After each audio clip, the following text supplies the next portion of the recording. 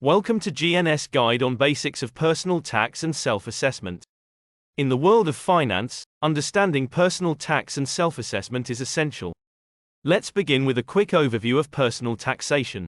Personal tax is the money you pay to the government, and it plays a vital role in funding public services like healthcare, education, and infrastructure. Income comes in various forms. It can be your salary, returns from investments, rental income, or, if you're self-employed, your business profits. Understanding tax allowances and deductions is key. Your personal allowance is the income you can earn before paying income tax.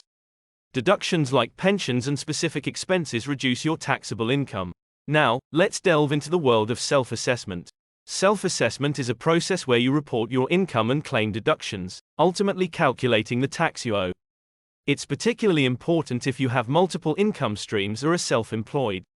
So, when's the deadline for self-assessment? The cutoff is typically January 31st following the end of the tax year, which runs from April 6th to April 5th. Completing the self-assessment form might seem daunting. Gather all your income details, expenses, and supporting documents. Then, simply follow the form's instructions. You have options for filing, online or using traditional paper forms. It is recommended that you hire certified accountants to do the job, making the whole process smooth and error-free. Online filing is often more convenient, secure, and comes with extended deadlines. Once you've calculated your tax, you must settle your dues. Payments can be made online, through your bank, or via other approved methods. Remember, meeting deadlines is crucial. Late filing can lead to penalties.